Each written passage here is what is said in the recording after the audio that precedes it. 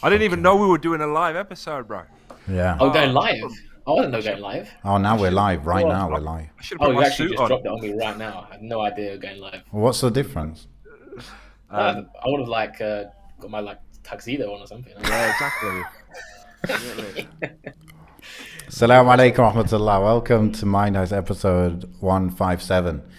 And, you know, I feel like you're a guest now, Mohamed, because it's been like a month since you came on.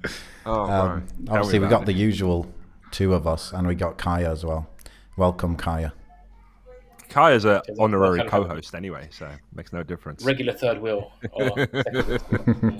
But actually, you've never been on with Mohamed at the same time, right? That's true. We were just talking about that. Yeah. I thought we'd done an episode together, but clearly we haven't. Yeah, exactly. This is actually the first time we've spoken, other than a voice note. First time I've actually spoken properly to each other. Actually, since he was recently on Freshly Grounded, he actually asked me for a little fee to come on this time.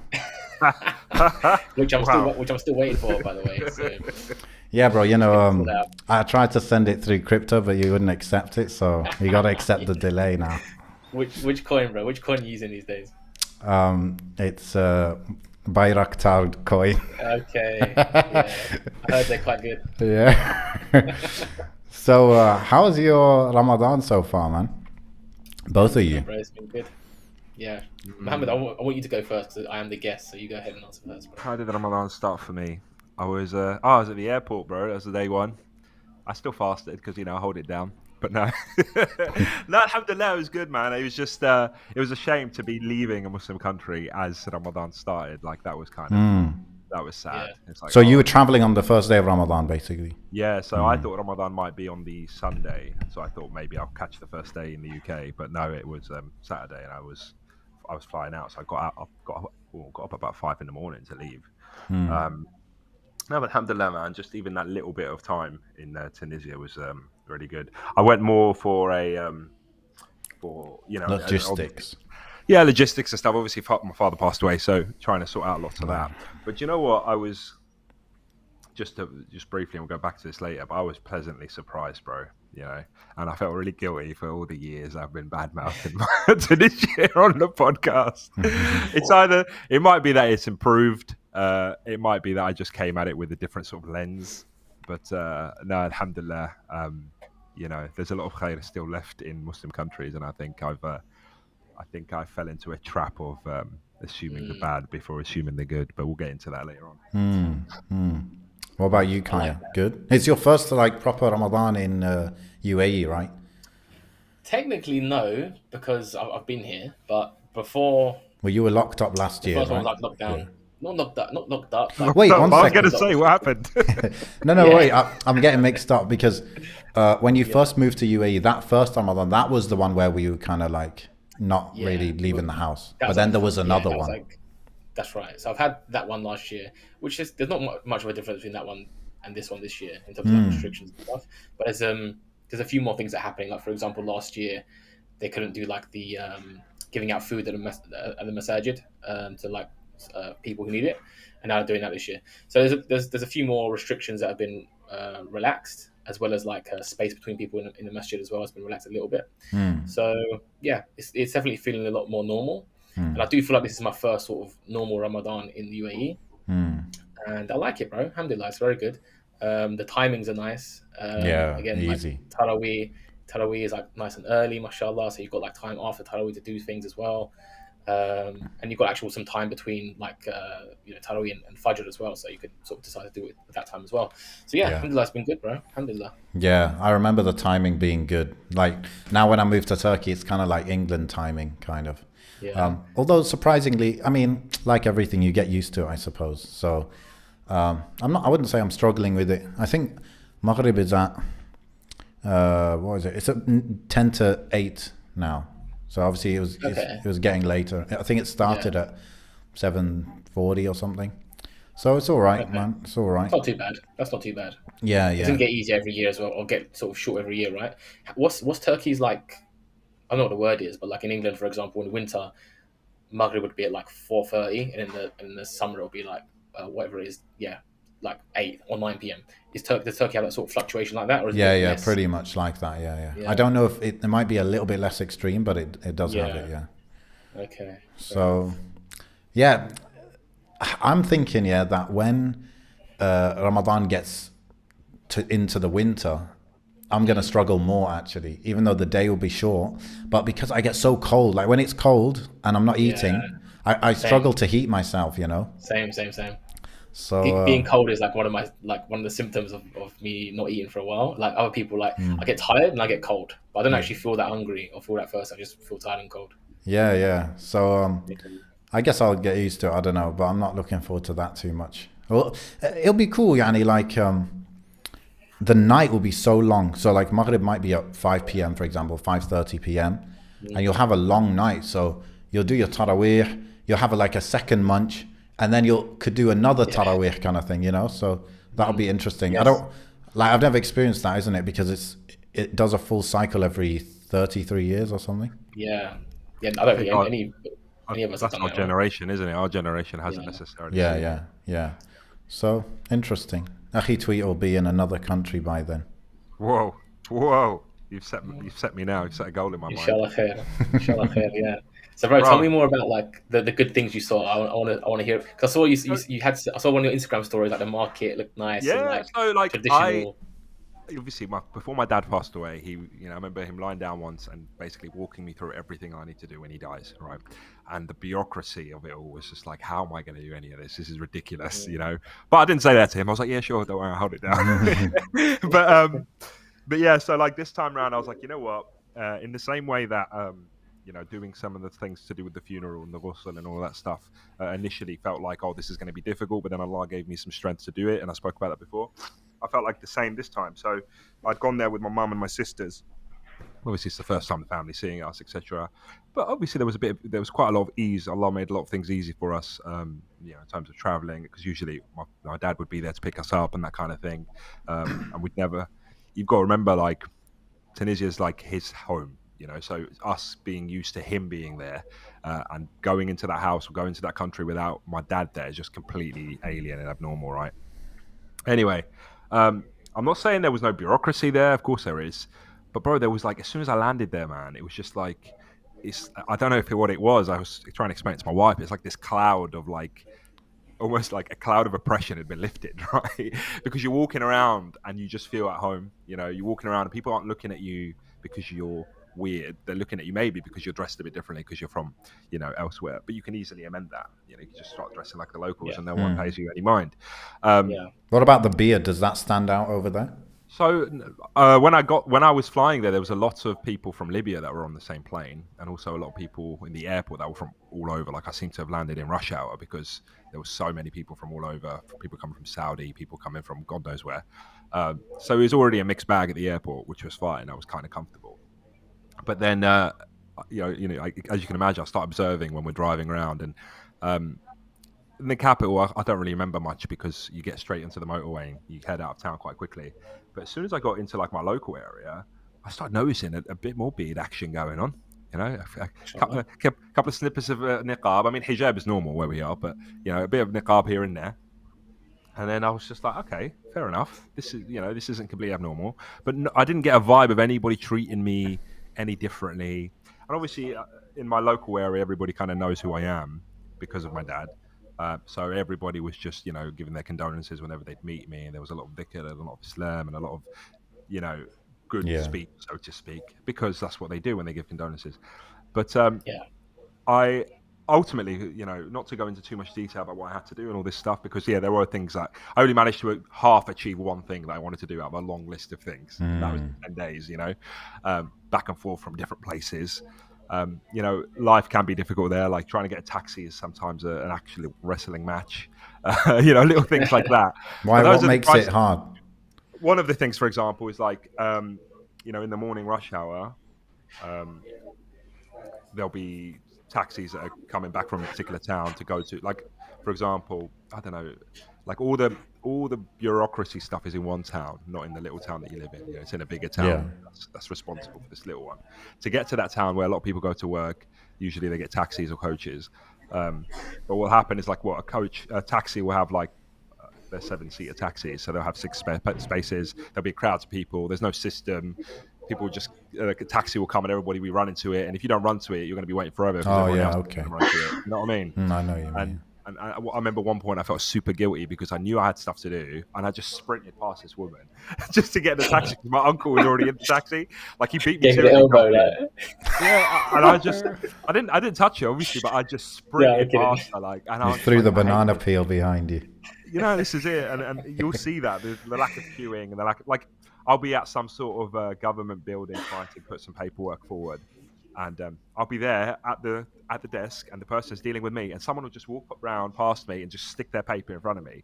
I was like, "What are you doing?" Do you know what I mean? Yeah. But I learned to adapt to that. Quite quickly, you know. So, like, bro, literally, yeah. If you actually queue like in England, you'll get nowhere. You won't like do anything. Nowhere. Yeah. I think what's important to remember though is that although that appears rude to you, that's normal to them. Yeah. So you're not. It's not like right. You know, there are certain places where there is queuing, and you've got to kind of read the room. You know? But other establishments, if nobody's queuing, then just get used to that and realize that no one's getting offended by you doing the same thing. That's just their culture and custom. And I think that's what's hard to pull yourself away from. I mean, is it like that where you guys are?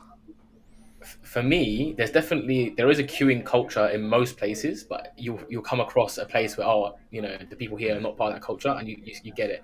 Yeah. What I do is, if it's just me and another person, and they've tried to get in front of me, then I establish the queue rule. So I'll say, no, excuse me, I was here first, in a polite way. But if there's like crowds of people, then obviously you just got to go with the flow and try to push it as well.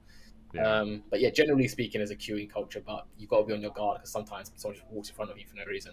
I find it generally speaking. In UAE, it was like, it depends on the place, I think. Like some places, the way they do it in UAE is, because I think normally in Arab countries, no one does queuing like properly, right? Yeah. But in UAE, because a lot of the government places, they have the ticketing thing, the numbers. Yeah. So that kind of forces it to happen.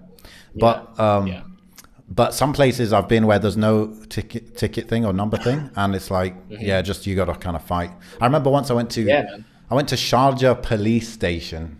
Okay. For it's like I had to prove I have no criminal record or something for visa or something like that. So that was like fully like have to fight, and it's like sometimes like I don't know what I would do if I didn't know Arabic, because how do you explain anything? How do you explain no, I was first? How do you explain no, me, I want this? It's difficult, man. In Turkey, and I think this is because I'm coming from the Arab world, like my experiences in UAE, in Algeria, and obviously UK. When I come Turkey, I was pleasantly actually surprised that for the most part, they actually are into this queuing or just organization in general. I was like, whoa, like the first time there was a queue situation in Turkey, I was like ready to fight, and then I was like, oh, what the hell? So that's pretty good. I guess that's what someone told me was Turkey, they actually governed themselves for like hundreds of years, and there was no gap, there was no colonization break in that, right? So the whole organization thing like has stayed in the culture, kind of. That's the theory anyway. Okay. Yeah, man. Possibly. Well, that's pleasant to hear. Unfortunately, I didn't have that kind of benefit. But even like, even at the airport, there was some issues. And I remember some Tunisian English woman, so obviously she's like me in that sense, kind of having a go at someone else for cutting the line. I was like, you're wasting your time. Like, don't bother. Do you know what I mean? But no, you know what? Alhamdulillah, I did have a bit of an issue actually at the airport, but not with not with security, but just some other passenger. I think he had mental health issues, and I didn't realize, because as soon as he saw me on the plane, he started cussing me out when we were leaving. He didn't say anything when we were in England, but as soon as we landed in Tunisia, he got loud, right? Okay. And then I kind of like obviously had it out with him, but there's someone behind him kind of said to me, hey, he's like, he's not very well. And I was like, okay, say no more. But I didn't know, because based on what he was saying, he was cussing me out in Arabic, and then he was laughing like, oh, you don't know what I'm saying, do you? And I was like, don't say that again. But no, alhamdulillah. Anyway, just the main thing I wanted to say was basically, dealing with people, engaging with people. I think what I was speaking to my wife about the other day was just reflecting on this whole experience, where it was like, when I started practicing, and I don't know if anybody else falls into this, but I know I definitely did. You have this very judgmental nature of Muslims all around the world, because you feel like Oh, look, I've picked up the Quran and I've read it and I've understanding the Hadith and I'm trying to practice. And look at you lot, you know Arabic better than me, and you're not doing any of this. So subconsciously somewhere you feel like maybe you might be Yeah. better than them, right? Because you Mm. feel like they've had the access of Arabic and access of knowledge and access of the Deen for so many years, but they've kind of devalued its importance, at least to your own Yeah. perspective, right? Mm. And then when I Yeah. came at it with more of an open mind and a more understanding mind, I realized that these people they know Allah more than I ever did. You know, the way that they mention Allah subhanahu wa ta'ala in every single sort of conversation, you can't have anything without an Yes. inshallah, with alhamdulillah, do you know what I mean? With, oh, this is the Mm. qadr, this is how it was meant to be, etc., etc. And I was just like, wow, I need to be a lot more relaxed with my own people. You know, I should be harsher Yeah. on the on I should be harsher on the non-Muslims that are oppressing us or making us feel like Mm. outsiders, as opposed to, and it's easy, bro. We all fall into it, I think, where we just see like the masses, the masses of people that are in Islamic countries, and we just think, oh, where are the beards, or where's Yeah. the niqabs at, or where's this, or where's that, or why the masjid's not full. And at the end of the day, if I just treated the population the same way that I treat whoever goes into the masjid, because I assume the best of them, then that would be simple, and that would bring the closeness between us. Yeah. And I just I felt a bit disappointed in myself, that Mm. I came at it with quite negative assumptions that, oh, I'm going to have a hard time right now, and people are going to give me a hard time. And it's not even that they didn't. I mean, they definitely didn't. But it's like, even if they did, like, they're still my brothers in Islam. You know what I Yeah. mean? And there's still a common ground there, because I think it was the love and the affection that I was receiving from people. The moment they'd hear my father passed away, and that's why I was here. Like, oh, I'd go into some random, bank or some random government building. I'd be like, oh, listen, my dad passed away. This is what I'm trying to do. And despite the whole upside down bureaucratic process, the person that's dealing with me was still very sympathetic and tried their best. Do you know what I mean? Yeah, yeah. So that's it, really. I Yeah, think like the system and the organization is not on your side in that way, but the yeah, personal interaction is. yeah, Kind of thing. absolutely, Yeah. absolutely. Yeah. Like, I know this isn't the topic, but just because you brought it up, Mohammed, do you think that's like a trend, like where Muslims who are living in the West, they have this sort of, back home is corrupt, back home is, the leaders, so on and so forth, the people, so on and so forth. So I don't know I don't know what the motivation is. I don't know where it yeah, comes from, but I seem to see this trend, like not just with you, but with a lot of people referring to whether it's their home country or just other countries. They don't like such and such a government and this and that, and it becomes like a trend where it's like, where we are is like actually. I mean, yeah, I was talking to somebody at some stage a few weeks back, and he was making the argument that the UK is actually more Islamic than, I won't say the Muslim country name, but yeah, X country. yeah, yeah, And it was for me, it was like I did call him out on it. It was a crazy argument to make, right? yeah. But this does seem to be like a growing trend where it's like, people, Yeah. Muslims in the West seem to think that where they are is better. What do you think about that? Yeah, I mean, absolutely. Look, I'll give you an example. So when I got there, I was quite active on Twitter because I was just trying to share my experiences.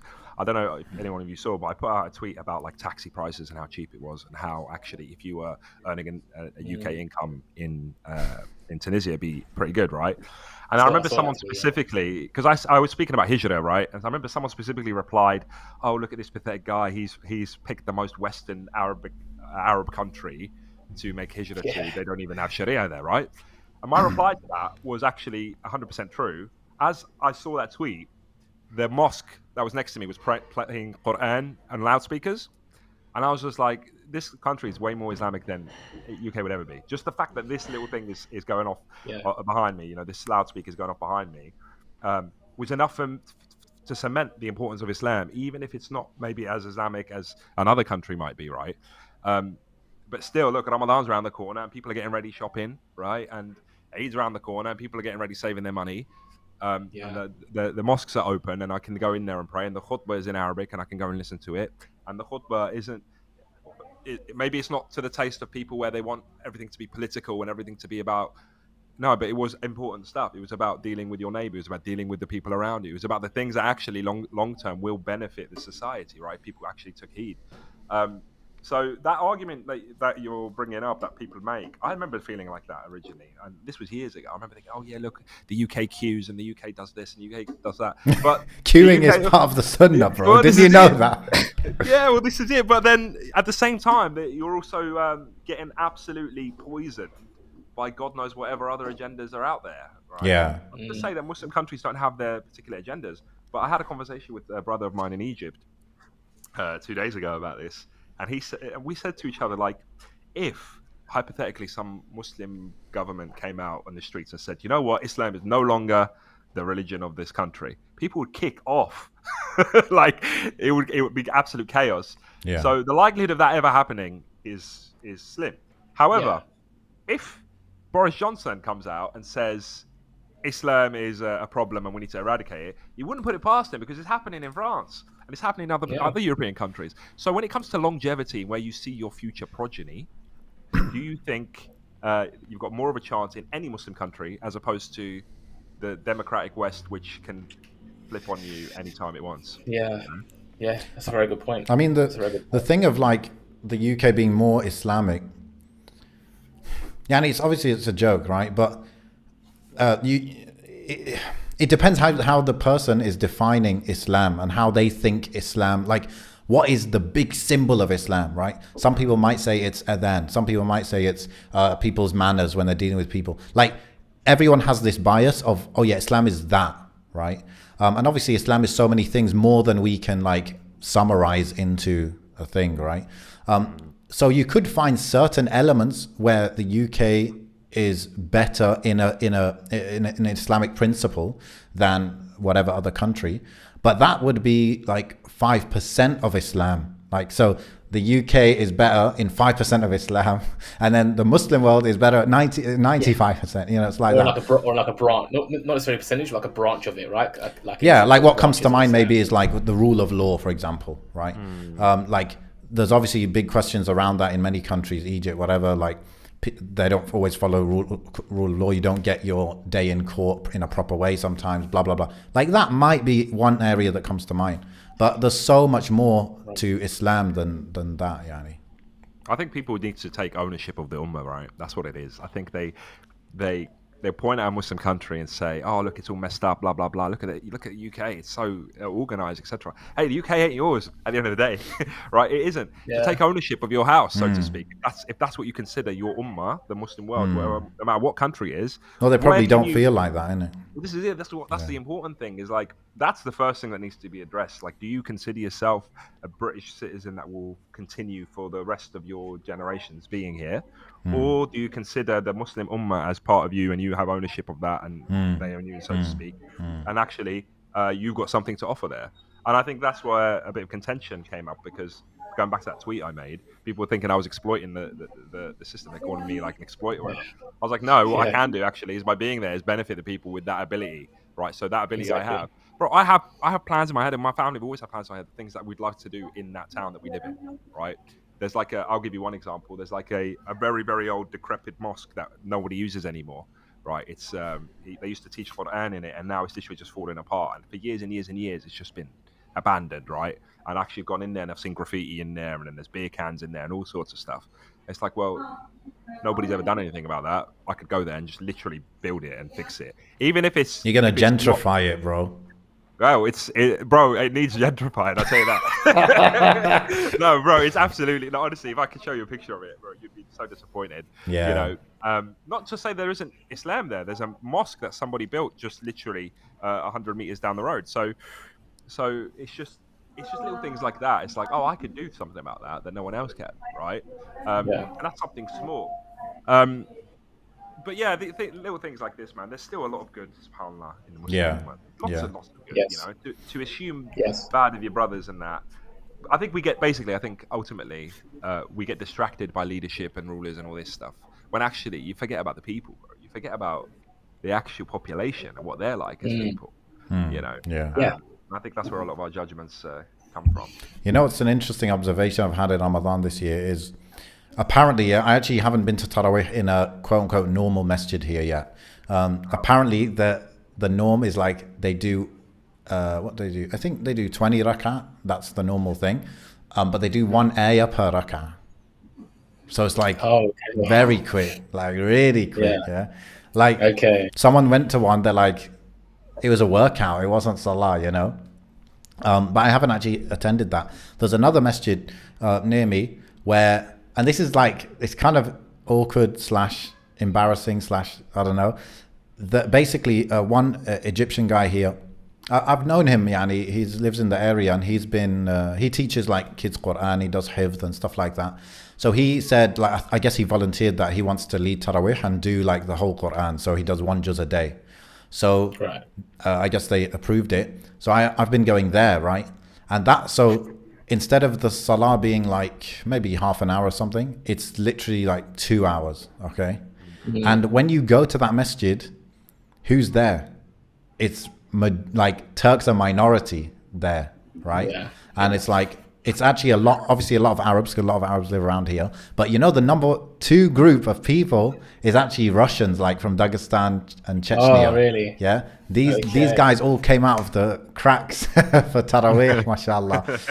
But you know, when you're there, it's like, even the Imam, yeah, he's given the announcements like, oh, for example, there's sajda in this rak'ah, whatever, yeah, sajda tilawa.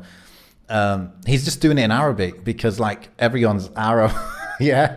And it's like, you know, it just got me thinking, like, I guess all the Turks, like, I guess a lot of Turks are going to praying Tarawih, but they're doing that 1 ayah per rak'ah thing. And that's just maybe where they are as a society right now. Like, even the fact maybe that they're going to Tarawih is a progress, right? Like, I don't know what it was like 10 years ago, whatever. But that's just a bit awkward. It's like, because the imam, the normal imam of the masjid who's Turkish is there, and he's not leading. He's praying, but he's not leading it. Even though they seem like, most of the imams seem to like have memorized the Quran, but maybe they're just not, you know, reviewed it or whatever. But it's just like, it's like the Arab guys leading the Turks in Turkey. So it's a bit, it's a weird thing. Yeah, I don't know, man.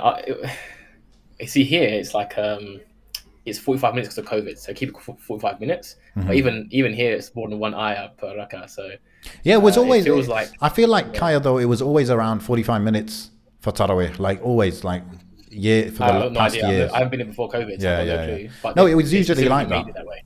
They do like Tarawih, they do Isha, and then they do 8 rak'ah, and then Shafa Witr.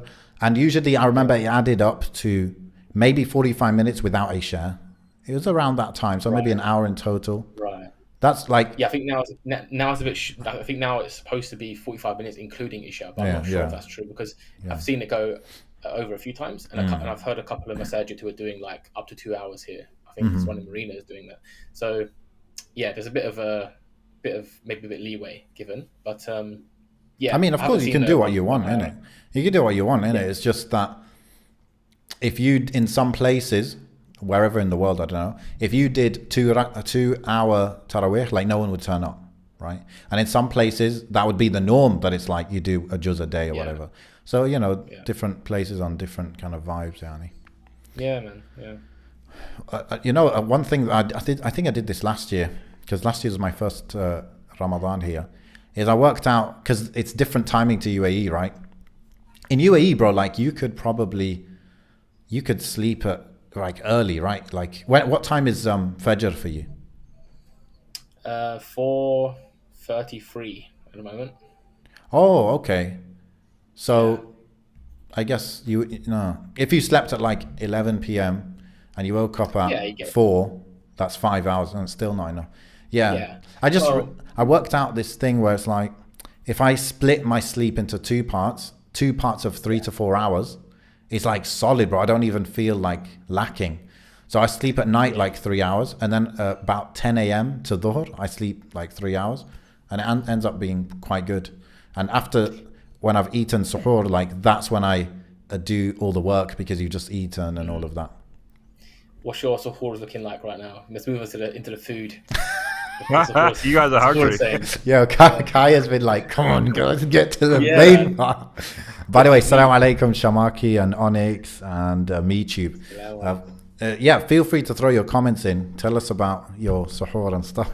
Bro, my thing is boring, bro. I just have the eggs and bread, lebna, a bit of cheese, you know. The same breakfast I've been having for like 7 years at this point. Come on, bro. Come on, man. Mix it up a bit. Throw some spice in there, bro. Of course, you know, I do a bit with the eggs. You know, actually, I'll tell you something. You know, one time, I was making eggs. I put paprika, cumin, and garlic powder. Yeah, and I was eating it, and I was like, "This tastes exactly like sujuk."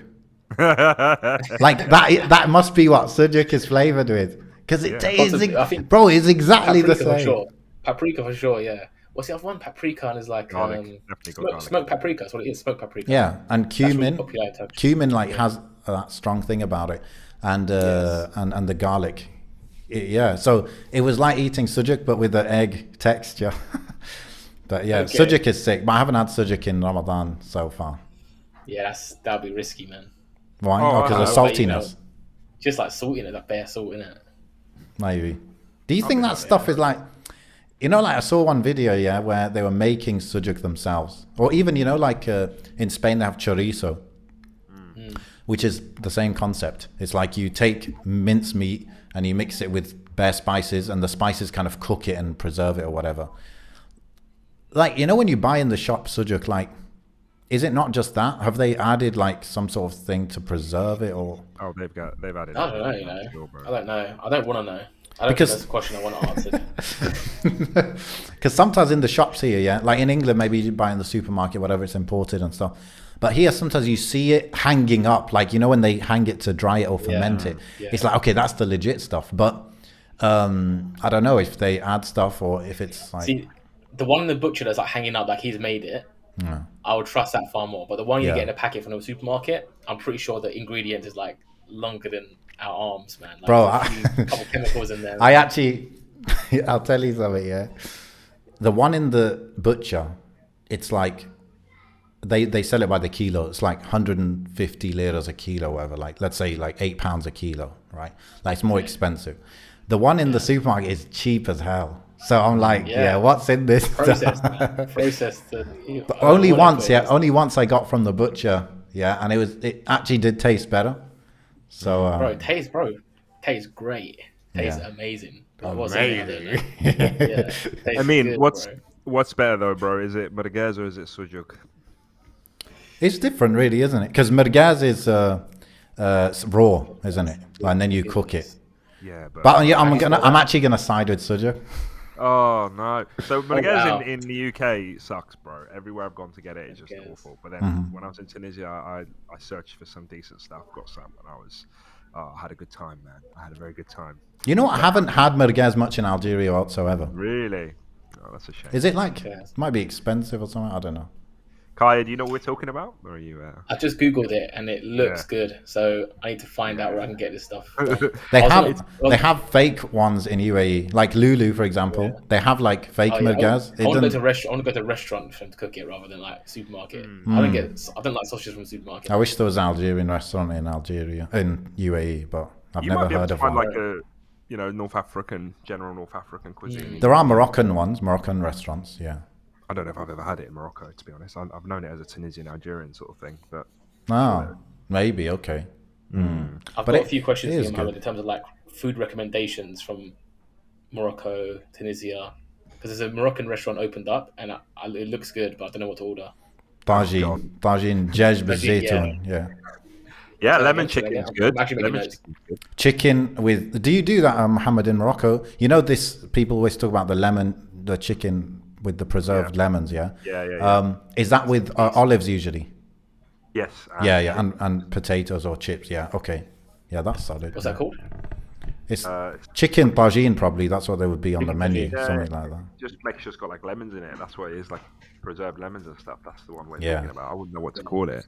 Have you had the one, Mohammed? Do you have that Hambal Birqouq? Oh, that's what I was trying to Google right now as you're saying it. Prunes and lamb and prunes, tagine. That's an acquired taste. It's a bit sweet for me. Love it, man. You like it, yeah? Yeah, my mum makes it really well. My grand does as well. I mean, honestly, like, I'll dip the bread in the juice a bit and get some of the sweetness, but eating the actual prune is too sweet, man. With the lamb.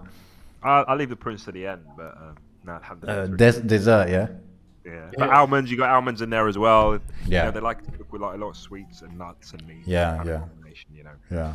That sounds good. What else? Oh yeah, have some harira as well. Yeah, Harira. is so Bro, hungry. I'm loving this, man. Please just tell me more about.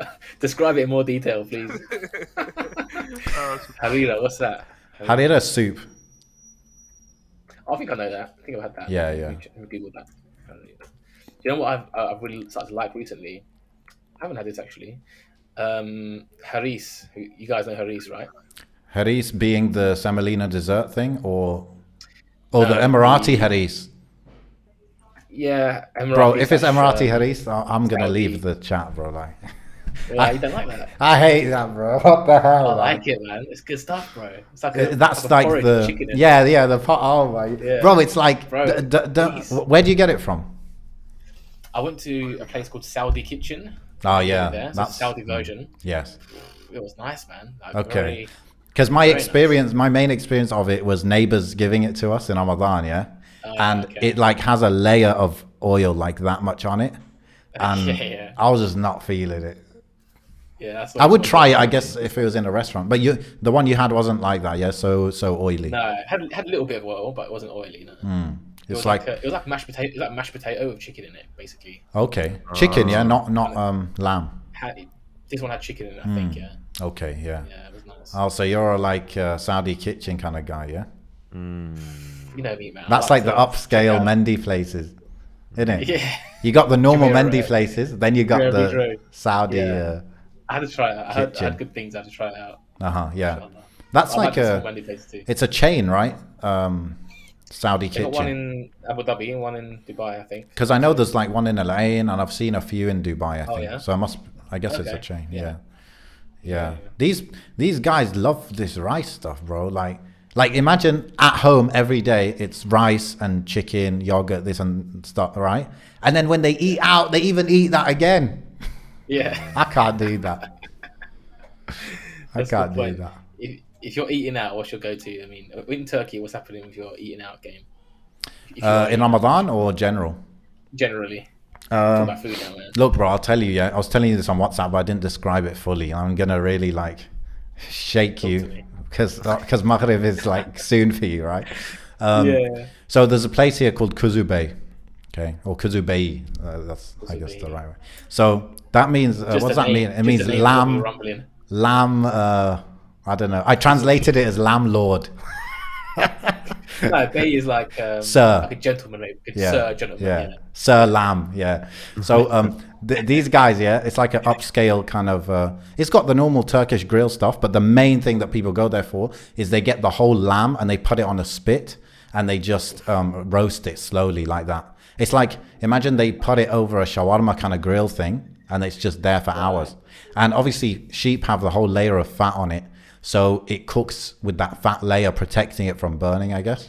So you go there, you order that by the kilo. So I thought, like, I went with 3 other people. There's 4 of us. We got 2 kilos. I was thinking that's too much, but it was good actually. It was all right. Yeah, we got a bit of shoulder, a bit of neck. That was really soft, bro. That's a lot of meat, man. Yeah, but it includes the bones and all that. Okay. But yeah, that was solid. But that's like an expensive place, Yanni. It's top notch kind of thing. I only been there once. I found another place which is like on the outskirts of Istanbul. It's not it's kind of middle of nowhere. Like when you walk out the restaurant, you'll just see countryside. Yeah, even though it's like 20 minutes from me. So that place is, I don't know if you've seen these places in Turkey. You just walk in and it's like a butcher basically. They've got all the different like kebab and kufte and these things, and you just pick what you want, like by the skewer or by the kilo. Sometimes they sell it, and they just grid it there for you, bring you a bit of salad, soup, this and that. I went there in Ramadan once, and I went there like just before Ramadan as well, and it's kind of cheap because it's middle of nowhere as well, and it kind of gave me this like Algeria vibes. I don't know, it's like, I think it's because it was spring, the weather is kind of like Algeria, and we're like in Algeria, I'm kind of from a bit of a rural area, so it was a bit middle of nowhere, so it was good, and it's cheap as well, like I think I already said that. So there's those ones, but What else have we got here that's interesting? I mean, I like something that I always like wanted kind of in UAE, but didn't find very easily was freshly baked stuff. So whether it's like bread, even just bread from the bakery, that's like fancy for me because in UAE, like firstly, the type of bread that these like usually like Lebanese or Syrian bakeries, the type of bread it's not really up my alley. And to get there even, it'd be like 20 minutes. Like I'm not going to drive 15, 20 minutes just to get bread. But if it's just here, it's the morning. You know, sometimes coming back from Fajr even, like in the winter, Fajr is late. On the way home for breakfast, pick up some simit, some achma, some whatever, yeah? Yeah. So that's something I've been enjoying is like like you know it's freshly baked. And the same goes with pide. Like when you order pide, they'll cook it right there and then, isn't it? So that stuff is always sick. That's sick. There's a couple like Afghan bakeries popping up. But Mohammed, I haven't asked you, man. Iftar, suhoor, what's going on? Bro, we just have whatever we can. Bro, we ain't specific. Are you still on keto, Mohammed? Yeah. When I went to Tunisia, I had to abandon the ship for a bit, bro, because literally everything's with Khubz bil bread. khubz. Oh, khubz bil khubz, bro. And like, I had to make amends. Now that I've come back, I'm on it again. But to be honest, we're just trying to do what we can. I think because it's a small family of us, usually we're used to having like my mum's here, my sisters are here, in-laws and stuff. We usually kind of let them lead. But because it's just me and my wife, really, we're just not too picky. So we just have what we can. I mean, we have the shurba, we have the harira. Is it always harira or some other soup? Just shurba and harira, bro. That's it. That's it. Because I've got the harira from the Moroccan side, shurba from the Tunisian side.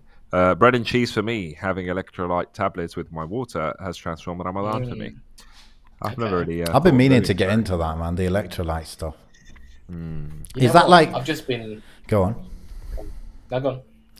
Yeah, I was saying to Sharmaki if you could tell us if that's the dehydration tablets or is it something else? Is it a separate thing? I think it is. I think it's to help with hydration, isn't it?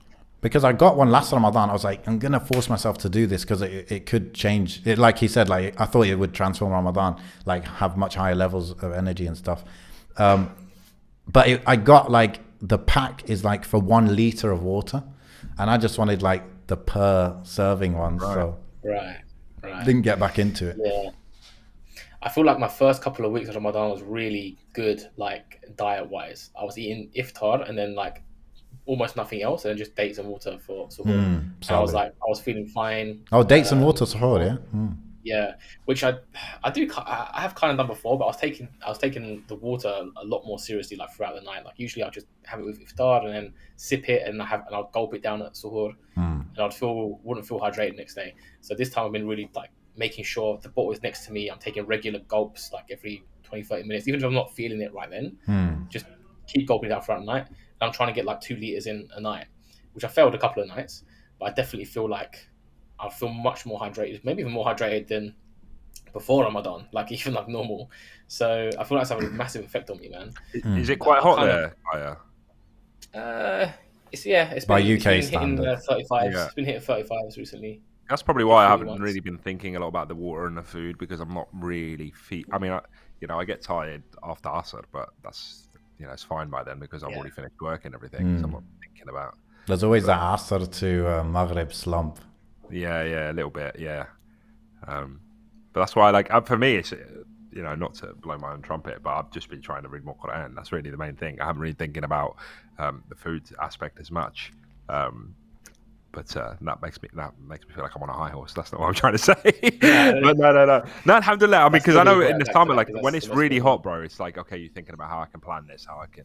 I think as we get into those, cooler times of the year, I think it's taken a bit of a backseat. But I think for me at least, I'm trying to, like usually I would keep my kids asleep at 7, but now obviously because iftar is a bit later, I'm trying to at least have them awake for a little bit of that every now and again, just so they feel like there's something going on, because really, what's to tell them that there's a Ramadan? Like I remember Ramadan from being a little kid, mainly because of the food element, and I think that's a very good thing to set up, isn't it, in the house, just so that the kids are aware that something's different happening. We're having different kind of food, or there's an occasion going on here. Yeah, I realised, if I'm sending my kids to bed at 7 o'clock, and iftar is at like what we saying now? Iftar is at like 9 o'clock ish. oh no, 8 o'clock, sorry, you're going to miss out, So, yeah, it's important, I think, from that element, actually, you bring it up about maybe eating something different and having that bit of culture element to it. Yeah. Otherwise, kids don't really know. I've always been like, I've always been into the soup. Like we have to have soup for iftar, and then whatever happens after, I don't really care. But yeah, absolutely. My in-laws were here. They just left a few days ago, and so my mother-in-law was like going ham, as they say. So she obviously, we had the soup. Always have burek and salad, and then a meal, and then she'll make a dessert, and it's like, I've got no space for this. Mashallah. So but yeah, the burek is nice now and then. But when I say burek, you guys probably both thinking different things, because there's Turkish burek and there's like North African burek, but we get it from Turkey, I guess. But basically, what do they call it, Kaya? Is it rulo burek or cigara? I've seen them call it. Oh, cigara burek is like the one that literally is like a cigarette, like a small thing with the cheese. That's how we have it in North Africa. But Mohamed, like, I don't know if it's in Tunisia or Morocco or both. It's in Tunisia. They call it brik. Yeah, brik. Yeah. Obviously, Algeria, borek. I don't know if Morocco's got. I think Morocco might have it, but they must do, because I remember going to my auntie's once in Dubai. She's Moroccan, but it was years ago, and she made it, and it was a triangle one, and they've got it, but I don't know if they call it the same thing. I don't know what they call it. Yeah. So it does make it special, but at the same time, it's like I'm not one of those. I always remember seeing this kind of stuff on Twitter, like about either women or some of these white knight kind of guys, like complaining about, women need to do ibadah as well in Ramadan. They shouldn't be cooking this. Like, I actually genuinely believe it's stupid to like spend like all your energy and time like cooking, right? So I am strict on the soup, but other than that, it's like, you don't even need to eat that much, do you? I mean, you don't. No, you don't. I think I definitely get reminded every single Ramadan that I don't need to eat more than like 1 meal a day. 1 meal a day is enough for the whole day. Not even a snack is needed. Yeah, I mean, Mohammed knows that, because he's just having like one fish per day. Bro, no, I need to, I mean, not that I'm not back on it, but I need to become strict with myself. Did you gain weight in Tunisia, or? I think I might have done a little bit, but I'm not too fussed about. You're pretending you're not tracking it like an eagle. I'm looking at it, bro. Yeah, I'm It's still a lean machine, man. Nah, alhamdulillah, you know what? I've had two or three since I've come back. I've had 3 days where I've because look, it's about balancing it at the same time, isn't it? Like, it's about balancing the importance of Ramadan and that culture element that I was talking about, and the family element, as well as like your own agenda of dieting and all of that stuff. And I don't want to miss the importance of the food aspects of Ramadan just because I'm on my own thing. So like yesterday, for example, I was in London with my in-laws, and I was like, how rude and weird is it to start being really picky about what I'm going to have and stuff, when actually there's been a lot of effort made here. And I was like, one day is one day. When I've got my own sort of thing going on, then I can have my own control. Yeah. I've had a couple of days a few good days, alhamdulillah, of trying to do the keto thing at home. And I've had, just whatever meat my wife might have made, I'll take that out, put that in a salad or whatever, stuff like that. And it's been good, and I've had that, and I've been fine. And then, just to supplement, like, I still have like 1 or 2 dates, even though that's not necessarily keto friendly or whatever. But like I said, it's all about what the priority is, and the priority for me is trying to get that sunnah going. And then suhoor, really, whatever I can grab. I'm not really fussed. A lot of the time I don't need to eat it, but I do because of, once again, trying to fulfill that sunnah. Right? Even if it's like a bottle of water next to the bed, I wake up, have that bottle of water, go back to bed. It's just to have something, to get the barakah down, not necessarily in need of the energy. What kind of dates are you going for? Oh, so there's I'll put a plug in. Actually, if you hold the phone, I'll go get the box, because it's just over there. What are you having, Kaya? I actually switched because we've got some very cheap ajwa dates from Saudi, like cheapest I've ever seen. Got them from Saudi, and they're banging, man. So I've been eating the ajwa dates, mashallah, recently. How about you? Wallah, we started Ramadan with like 3 different types, but I always revert back to, I think in UAE I always used to buy these khudri ones, So I like those think ones. that's what I'm on now. Like we finished the ajwa. The ajwa that I can't find like good ajwa here. They're quite. I think they're frozen. So that anyway, for some reason they have a lot of crystallized sugar in them, or they're kind of small or whatever. So not really feeding them really. And then there's the Majdoul ones. Majdoul are good actually. I like those a lot. But They're actually my least favorite. really, Oh, that's what's wow. Yeah, happening now. I'm a bit of a weirdo when it comes to that, man. Everyone loves them as their favorite. I think they're just too like meaty. Oh, meat, bro. Yeah, bro. I like the chewy, like the Kudri ones. Yeah, they're like toffee. What's that? Khudri ones are like toffee. Yeah, I like bro. they're like Haribo, bro. They're like Yeah. We Very get these good. every year, bro. This is what we do for Ramadan. We get the. I don't know if you come across the Date Project. It's Ramadan Rings a Oh, bell. yes, you know. Fair. Yeah. So they all have all sorts of charity projects that they basically do. This one's supporting orphans, but I think you can choose, and then they deliver it straight to your house. What type is it? So these are Jordanian something or other. I think they're the Medjool ones you were talking about. Well, looks like it, kind of. Yeah. Yeah, let me see where it's. I'm sure I just read it somewhere. Jordanian thing. Oh, produce of Jordan. That's what it says. Yeah, Medjool. It says it in Arabic. Okay. Yeah, here we go. Jordanian Medjool. So these ones we always get them because I think it's £10 for a box. It's a big box, and you're obviously That'll do you if it's just like you and your wife kind of thing. yeah, absolutely. And it seems to have turned into some sort of tradition in my family because like we've had it where like I might buy a box for my family or my family buy a box for me or so. Like I remember one year we ended up with like loads of boxes because everybody sent each other boxes and stuff. So something that we end up doing. But yeah, Everyone's trying to get the edge, innit? Yeah, breaking the fast with the thing. Yeah. absolutely. That's a good one.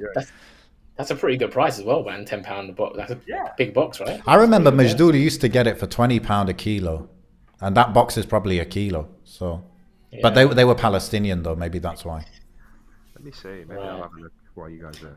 Mohamed, what do you think? Big chewy dates or like the not big big like meaty dates or like the chewy ones like Haribo? What's your go-to?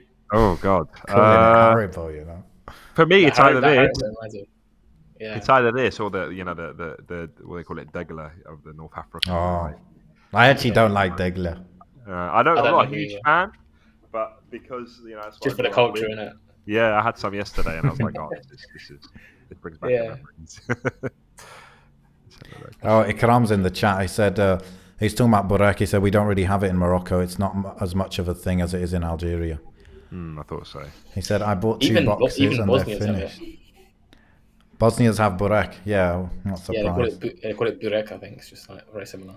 Yeah, these boxes are £10. So at the moment, it's the dateproject.org, and they've got dates for Yemen, dates for Syria, dates for Palestine, dates for education, and dates for orphans.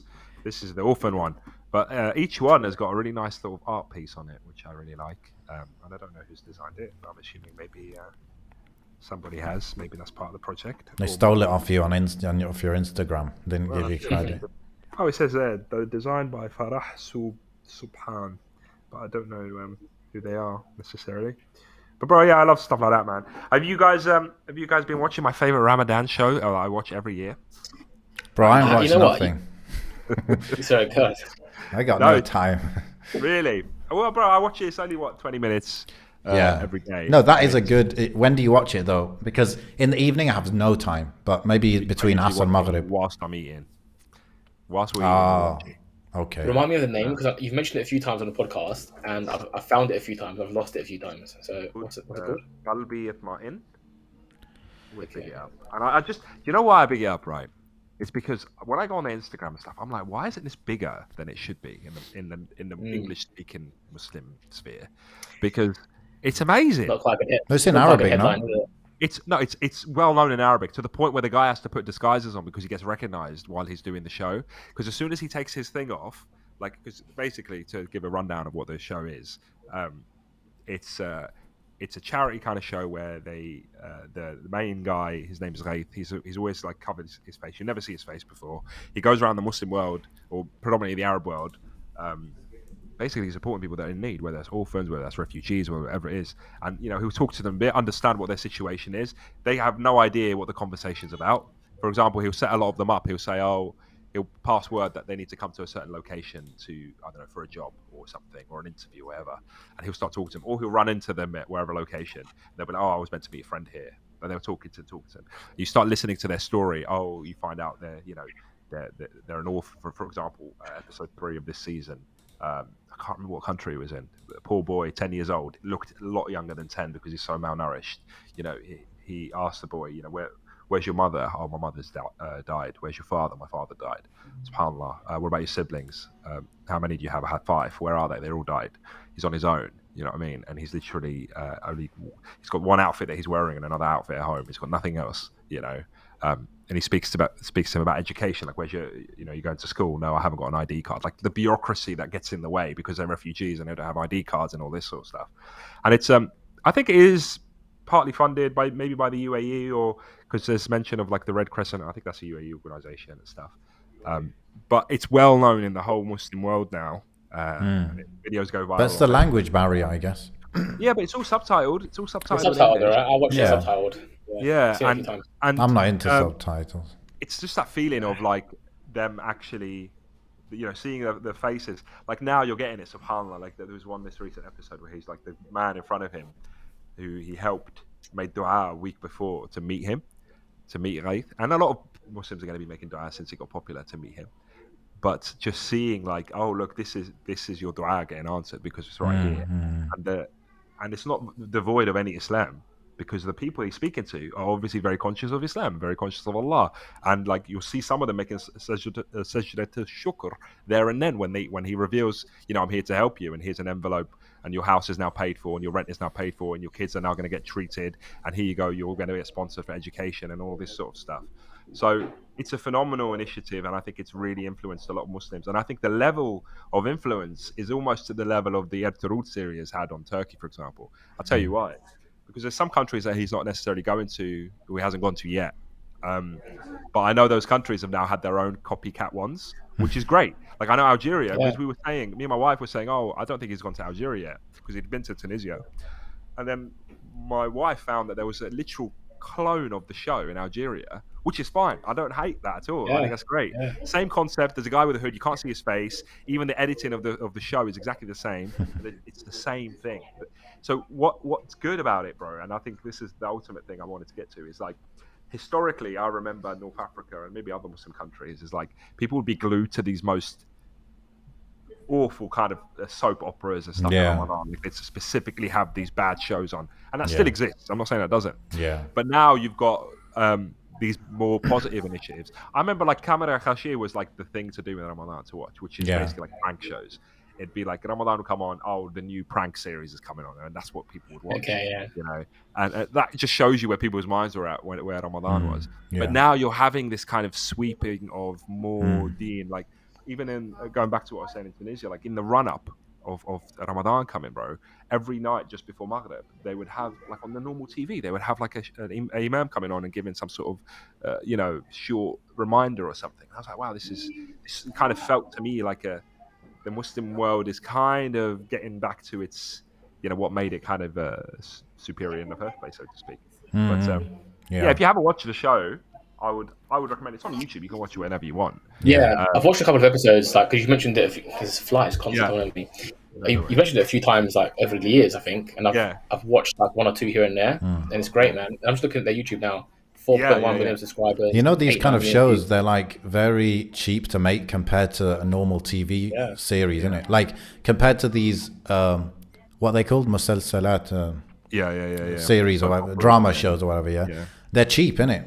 And so now because of YouTube and like everyone's on YouTube, it's like you can throw that stuff out there. But this is it. It's the I think YouTube has like, is it Mr. Beast or whatever? He does stuff like this where they go around and you see it. You see bit stuff of a like less that, of a charity vibe, but But the same, exactly. The same concept of like approaching people that you don't know and helping them, right? And it being a complete surprise. But it's like, why isn't that where our energy is in terms of, like, I get the dawah scene and the dawah scene is important, but then we've got all these weird like social experiments and stuff, and there are this is a more mature concept, I would say. Now I can appreciate there is sometimes an argument of like, oh, why are you filming your good deeds, or why would you film somebody that doesn't want to be filmed or whatever. But for some reason in this this series, I don't get that feeling. Maybe mainly because he's completely anonymous and he never shows his face, you know. And also, I am sure that they probably the people that they help are so full of words for the ummah, because he will ask them a question. He'll say to them, you know, how do you think we can get rid of poverty in the world? And they'll give some genuine good advice. These are the people themselves that are suffering, right? And also they give a message out to the ummah and they want to be part of that. And I'm sure, you know, Hosn al-Dhan and all, I'm sure they'll ask them, do you want to be in the show or not? You know, because they don't help the person that's on the show. Because afterwards you'll see that they'll do like a little reel of like so many different people in the same kind of context. For example, yesterday's one I saw, there's like a woodworking whatever shop, and he's inviting people to come and apply for a job there. So they'll obviously spread the word, listen, come to this place to get a job. The man that that came, who they mainly focused on, he'd lost 5 children, subhanAllah, and he has another child that is in desperate need of an operation, but obviously he can't fund it because he's a refugee and he hasn't worked in 4 years, you know. And this was in Iraq, and he just breaks down crying when he actually starts speaking about it all, and he was like, "Rah, subhanAllah," and then he takes off his sort of disguise, and he's like, "Oh," he goes, "My name's Ghaith, I'm from the UAE," and he's like, "Oh my God, you're Ghaith, because I see him on Facebook, and then he's like, "Oh, I made dua to meet you, and then he breaks down in tears, etc., and he gives him the envelope, and he finds out he's that kind of. And it just made me fall in love with the Ummah all over again, basically. That's what it is. Because then I realized, because he's going all over the world, bro, it reminds me that, I'll bring up a little thing of it. It reminds me that Allah is very much in the hearts and minds of the Ummah. Do you know what I mean? And this goes back to what I was saying at the start. You know, this show really made me remember that actually Islam is everywhere. And for the people that say that such and such Muslim country is backwards or is not very Islamic or whatever it is, like your focus, your vision is clearly very narrow. You've been on Twitter too long, basically. Yeah, on a particular sort of area of that country, when actually the people are, majority of the people know Allah and fear Allah and think of Allah, and that's their motivations, right? The show's called Qalbi Atma'in, right? Yeah, I'll bring it up on the YouTube screen and maybe people. You know, one thing, Mohammed, that got me thinking about this is, it's like I said, there's different ways to manifest your iman and different ways that people do ibadah, right? Like when I go to the masjid in Algeria, I'm looking at, like, for example, Fajr, yeah? Who's there? It's the old guys who, they're all shaven, right? So you wouldn't even know they're religious. They're shaven, but they're in the masjid. And one thing I noticed specifically is that they are... they make dua a lot. They make long duas, and like that is, you know, one of the most pure forms of ibadah, if you like. And so it's like, you know, being religious is not always what you just define it as, right? Like obviously, we all fall short in certain ways. So these guys might be falling short in that they're shaving, but then they're, you know, like the amal al-qalb, like the actions of the heart. That is like a very powerful way of showing your iman and having your iman. Like something like tawakkul, you can't see it on the outside, but it could be very strong in someone, and that's like where their iman is manifesting, if you like. You've got to also keep in mind the dhuruf of the people, you know, the circumstances of the people. Like, for example, this show, and I've just shared the screen for those that need to see the YouTube channel, but this show, the amount of people that he asks, can you read or write? And they just like, no, I can't. So he has to read the envelope for them. And then think about the rest of the rural Muslim world. They haven't had an opportunity to have a formal Islamic education. And even if you were to search for somebody to teach you, you wouldn't be guaranteed to necessarily find one. You know, it's not like we've got the ease of access where we can just go online and ask Islam Q&A and et cetera, et cetera. Like the knowledge that we have access to isn't necessarily the same for everybody else, right? And what they know, what they know to be the right thing to do, they follow that. You understand, to the best of their ability. And it's just a lack of access, really, a lot of the time, and obviously a lack of open-mindedness to accept maybe new knowledge that they may come across. But a lot of that is all about the circumstances of the people. And I think the best thing we can do is think good of them and make dua for the Muslims all over the world in regards to this. Yeah. You know, I think this kind of started out with, you know, Khawatir. I told you about Khawatir a few years ago. Yeah. Khawatir's like did 12 seasons and it ended, right? I feel like that was the first one that showed that you can make a sick level show your way on a low budget, and they did that whole thing where they put one episode out every day of Ramadan. And I remember at the peak, an episode was getting 2 million views within 24 hours of going live, right? Because everyone in Ramadan is like locked into it. And this show, again, it had that Islamic flavor where the guy was going around looking at examples of ihsan around the world. And often like he'll go to like Switzerland, he'll go to Japan, it'll be like, you see the level of precision and how like basically ihsan here.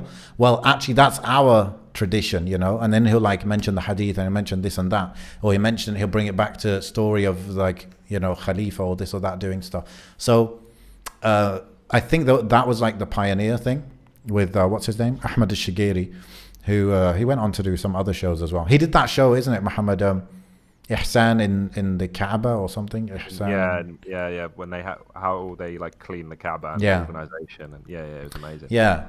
So and even like, I don't know if you remember, I did a TV show back in the day, Above the Mark, and again that was like just, we had a couple cameras, couple mics, and we did kind of make it like TV level, TV quality.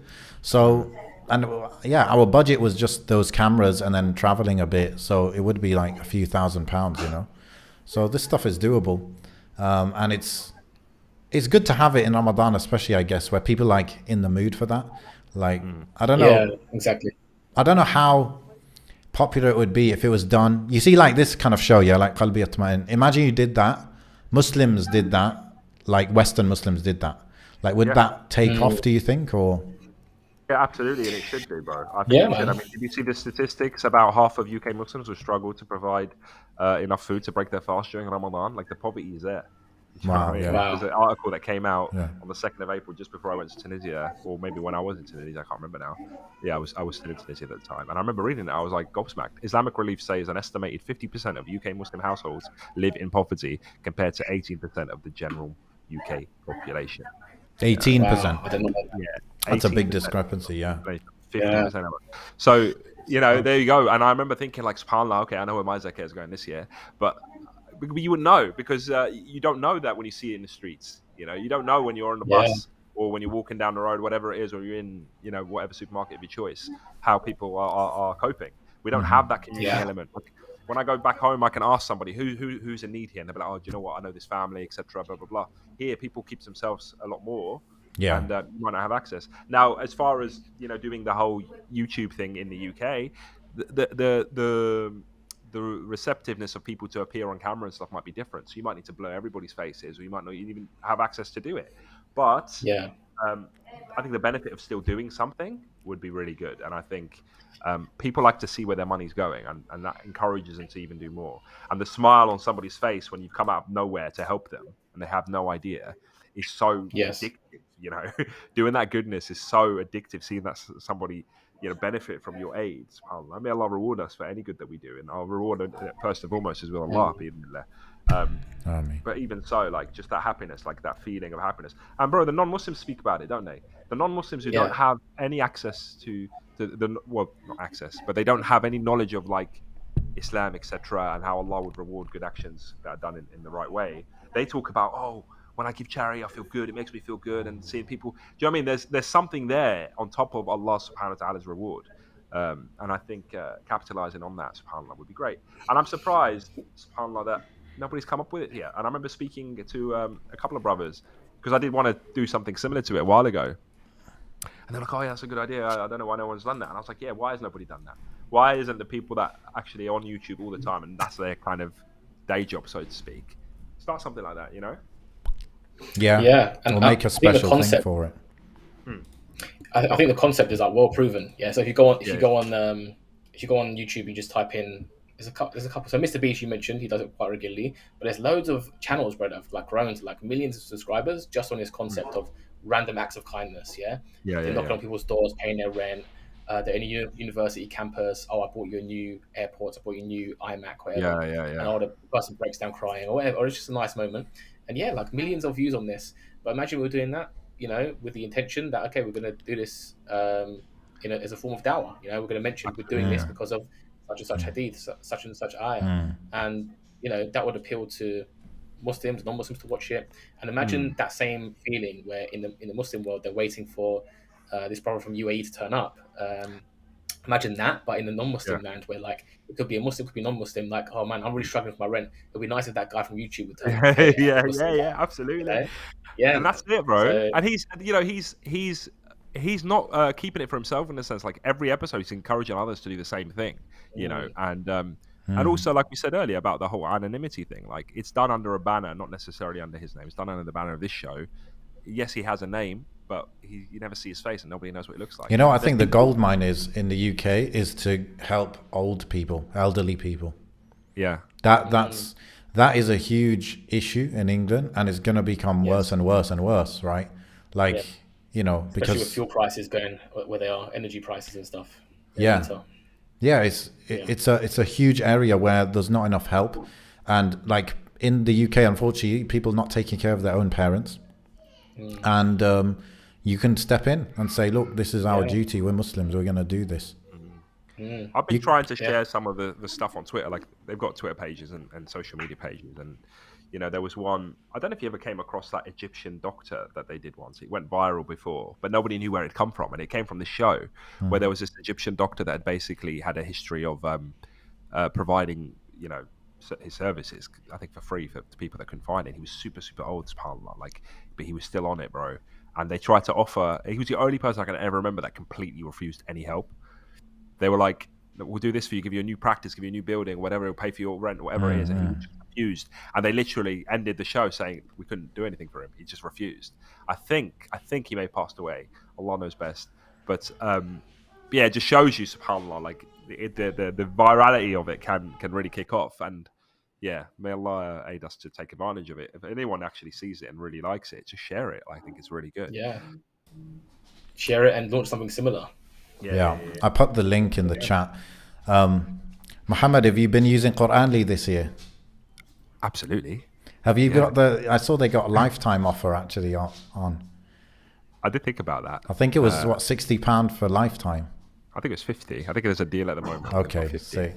Congratulations to the people that won. I know we took a really long time in actually announcing the winners because we got busy. Yeah. There was a couple of people that got, what was it, a year? A year or 6 months? A year, I think. I can't remember. I think it was a year. I hope they're using that in Ramadan. I think they've just had a big update. So I think now, as far as I can remember, you can use it offline, because I know that was a bit of a thing before. I remember Issa saying that because of their servers or whatever, but I think they fixed that.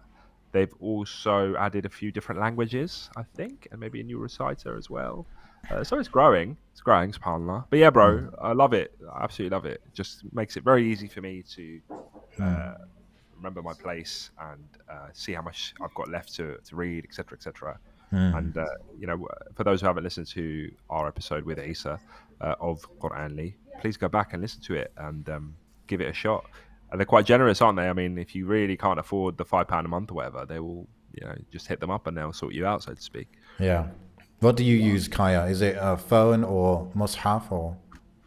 My go-to is just the Quran app, just like the I think it's just the top one when you search in the App Store, Quran. Okay.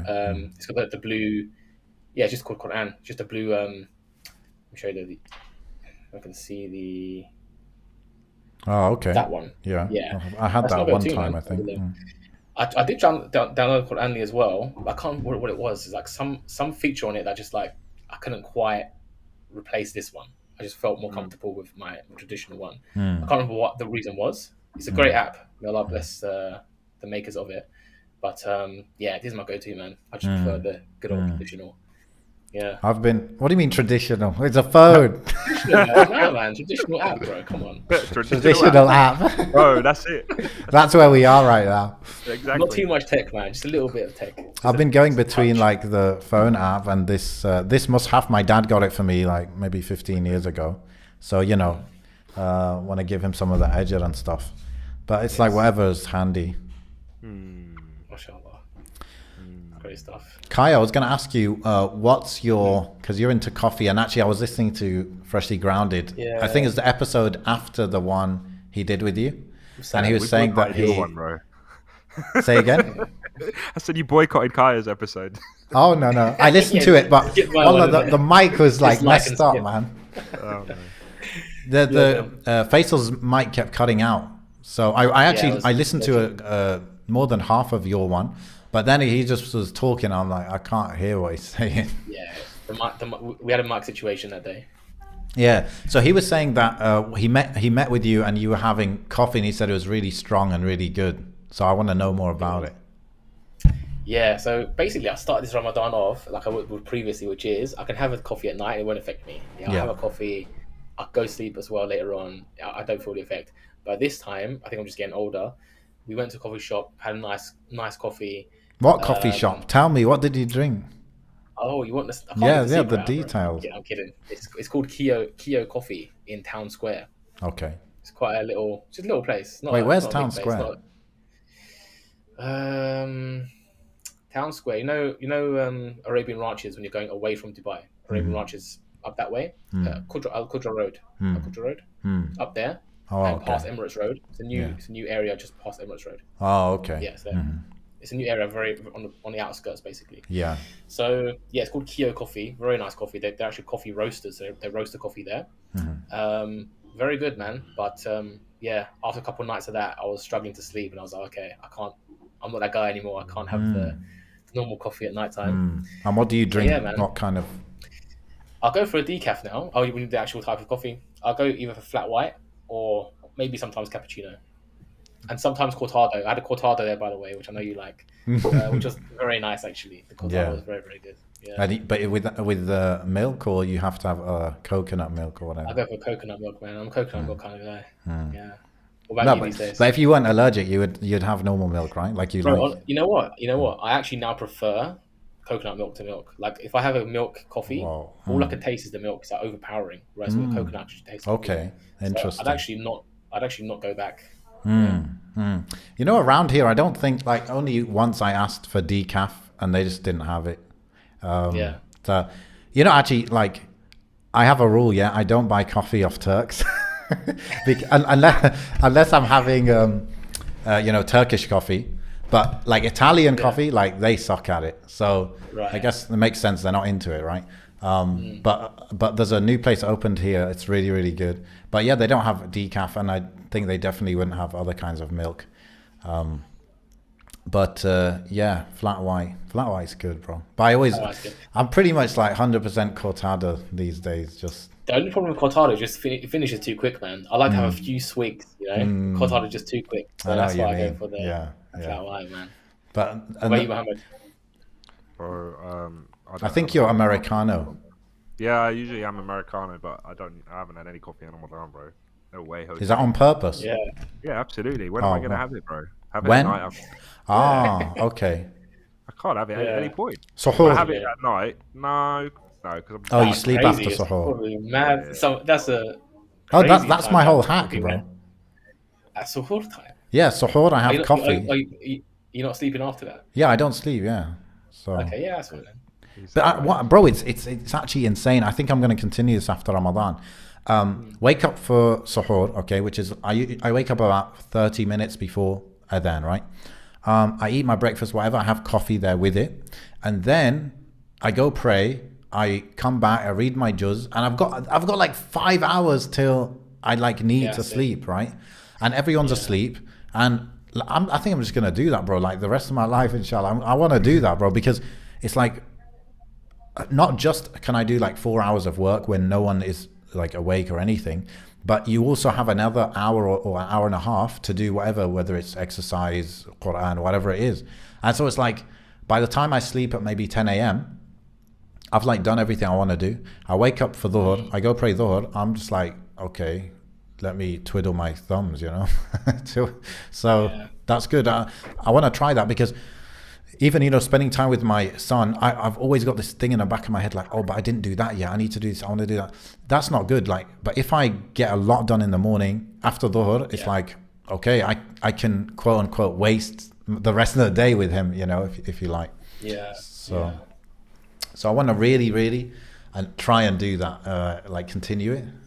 It could be a big game changer. Inshallah, I'm trying to do something similar, where I get like the bulk of my sleep before Fajr and then wake up at Fajr, and then again coffee after Ramadan, obviously coffee and that's my day started, and then I hope to just like get to a point of just having like 5 or 6 hours before Fajr, and that's it. And I'll just like start my day at Fajr time. That's what I want to do after Ramadan. And I guess the issue is you're in a co-working space now, right? yeah. Like Are you going to go with that one? Are you going to stay with it? Yeah. So what I've done is this place here. It gives me a nighttime package. So it's like you only come in after working hours, which is perfect for me because all my meetings are after working hours. Okay. So looks like this is going to be the place for me, man. Yeah. Okay. So, if you're only going there at night, then yeah, you can sleep whenever you want, like in the day kind of thing, and wake up. Yeah, I can whenever. try and grab a nap at some point, and then man, like 5 hours at night time. Yeah. Fine. I was thinking if you go somewhere else, like out of home, to work, then napping is like long, but yeah. I mean, I think. Yeah, but I don't leave until like 4 p.m. So. Yeah, exactly. Yeah. So what about your actual work? Or you don't really do actual work these days? You just mostly do meetings and like delegation and stuff? Or? No, so it's the thing. So when I wake up, inshallah, that's what I'm planning to do. So okay. I wake up, coffee, gym, got you. obviously after Fajr now, and do the work then because I'll have some time. Like you, I'll have some time when nobody's up. Yes. Just bang out the work then, and then meetings at the night time. Yeah. I was thinking. Inshallah. I told you. I think like I'm probably gonna need an office because. Alhamdulillah, I just had another baby, so Allahu Akbar. Allahu Akbar. Might get crazy. How was it for you, Mohamed, with the jealousy? Did you have that, or? I just try my best to keep it in the forefront of my mind whenever I do anything with any of the kids. Okay, and it worked out okay? It seems to be. We'll never know until they're older and bitter about something in their past. But okay. No, but I'm talking about like, imagine Suleiman like hitting his brother or I got stuff. him involved. I got Suleiman got him involved as much as I possibly could. There's a video actually when we first came back from the hospital with Ilyas. And, we tried to explain to Suleiman, and we just basically got him involved in everything, make him part of the looking after thing. And now that's what he does. Like he's very actively like protective of his brother. And that's good, bro. Together and stuff. Alhamdulillah. So that's my advice. Allah barak fiki. And see, Ikram is saying in the chat, Mabruk. Oh yeah. Yeah, man. I did the same thing. So I mean, I've been teasing it. I've been leading up to it for literally months, like 3, 4, 5 months. I'll be like, when the baby comes, are you gonna share this with him? And he'll be like, yeah. Are you gonna share that? Are you gonna give him that? Are you gonna? He'll just be like, yeah. Like, okay, now you gotta put it into action. Yeah. And then when he came, when we brought the baby home. First thing was we gave my son a toy, and we're like, yeah, the baby gave you this toy. Right, yeah. I've heard about that, giving a baby a gift from the other baby. Yeah. Yeah. So it's good so far, but it's very early days. Got to do still got to do the aqiqah and these things and the circumcision and stuff. So you're gonna invite us to the party, yeah? Of course, bro. Of course. I mean, look, man. Look, you know I have a fear of like passport control and stuff, yeah. But if I didn't, like going England is like a weekend thing for me. I don't see it as a big deal. Yeah. I mean, UAE, bro. Come on, man. Exactly. It's just passport control. Even UAE, it's scared of passport control. What's wrong? Oh, yeah, we got to hide. You know, like I was gonna say, I don't have anything to hide, but sometimes it's like I feel like genuinely, like I've done nothing wrong, but the stuff we've said on this podcast, like, I don't know, I feel like, many people would take issue with it, even if it's not a crime or anything kind of thing. But I think you're I think our time in your hands to look at all these episodes. You know what I mean? Unless you get flagged up, bro, like it's not gonna. Yeah, probably. It's irrational. I agree. Yeah, I think with our lost tapes being lost, I think you're safe, man. Well, the thing is, bro, we put it up and then they download it straight away and they got it on file. Exactly, that's what I thought as well. I thought, don't even upload for a second. You're cool, man. You're being paranoid, man. Yeah. But even UAE, bro, is like 3 hours, 3.5 hours, 4 hours maybe maximum. It's 4 hours from here. I actually live very close to the airport as well. So I feel like even like UAE, England, is not really a big deal. Unless, if I'm going with kids, that's different. But I feel like it's not a big deal. And like Mohamed, you live kind of close to London, so you coming here, £100 ticket, bro. I mean, you can find like £60 tickets as well, but come through, bro. I'll save the lamb. What do you want? The shoulder, lamb shank? Well, Oh, bro, look at this. Look at this, bro. I think you should extend the invitation to all the listeners, bro. Everyone listening. Hire out a hall and then just mind Heist foods, bro. I need more than a couple sheep for that, I think. You'd be surprised, man. Barakah in food, especially when it's if it's still in Ramadan or whatever. We're gonna be eating that much. Yeah. Actually, speaking of charity, that I found out about, there's a few Syrian refugee families, not just refugees actually, but like orphan families, where their dads died in the war and stuff.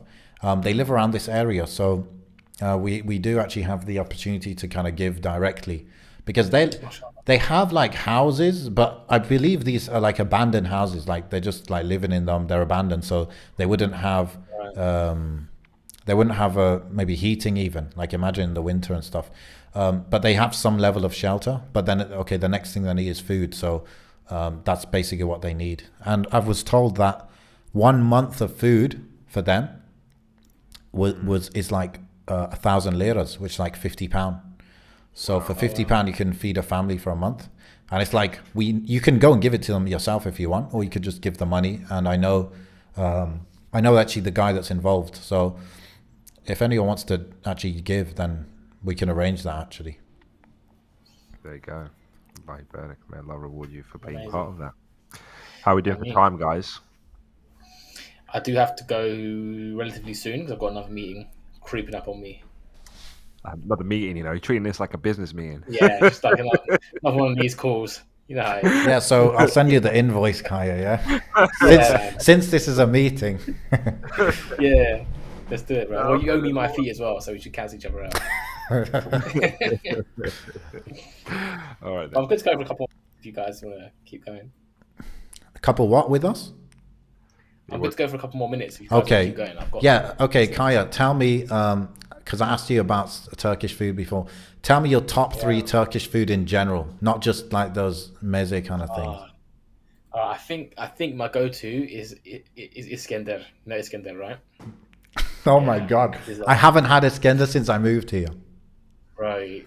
Yeah, Iskender is sick. It's sick. So calorific. That's one. It's just like bread. So I'll describe it. So bread, like bread cubes. Yeah. Yeah, meat. So usually you can get like a lamb doner, but it could be different types of meat. It could be chicken, could be lamb. Lamb is probably best, and then a thick layer of like yogurt and like a tomato sauce. Oh yeah. Yeah. It's very good, and like butter as well. Mohamed's acting like he's looking it up. Do you not know it? I'm googling all this stuff. Oh, okay. Because even in England, like most people know, I've heard of the word right? before. Yeah. I don't know where I've heard the word before, but yeah. You've seen it on a menu or two. Iskender is sick, bro. Iskender is sick. Tea, man. Yeah. Very, very good. Yeah. It's just that combination, bro, of like the yogurt actually is like 50% of that dish is just the yogurt with the combination. Yeah. I don't know. And the bread soaks up all the sauce.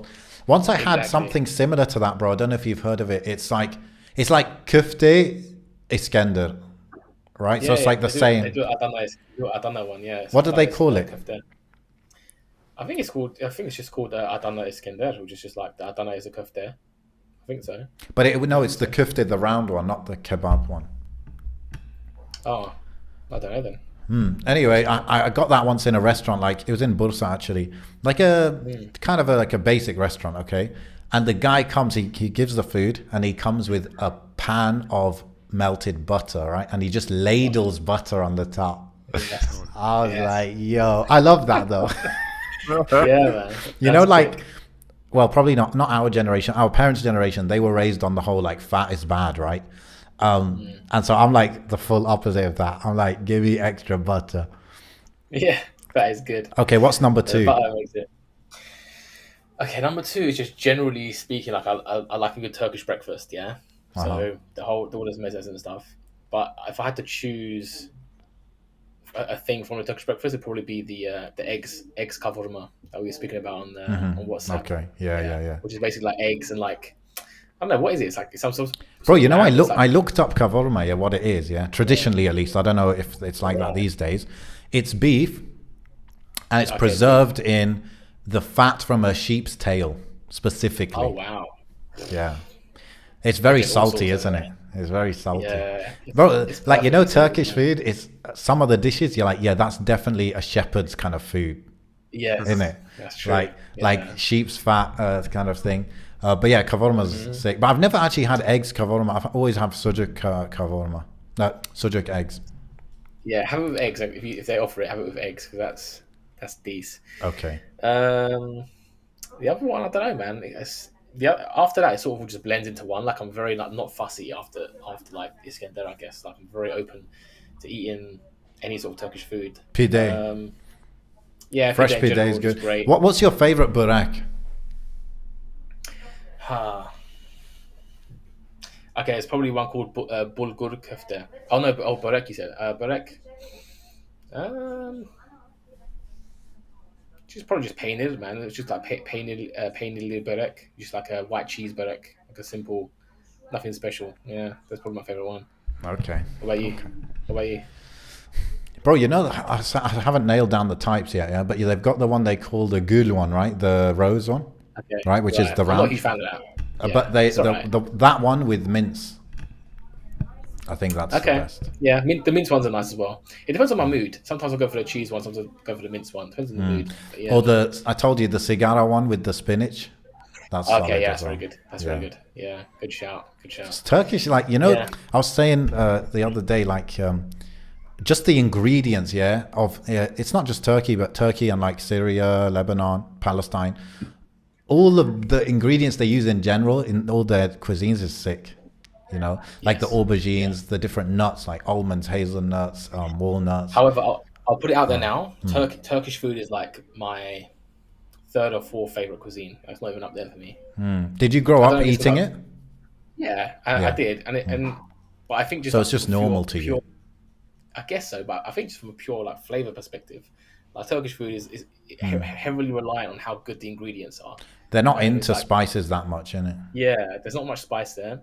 If the chicken is good, if the chicken lamb is great quality, then you're having a good meal. If Yeah. it's bad quality, then it's like it's very reliant on that. But like again, like Pakistani, Bangladeshi, Indian food, even like Chinese food, Afghan food, Palestinian food.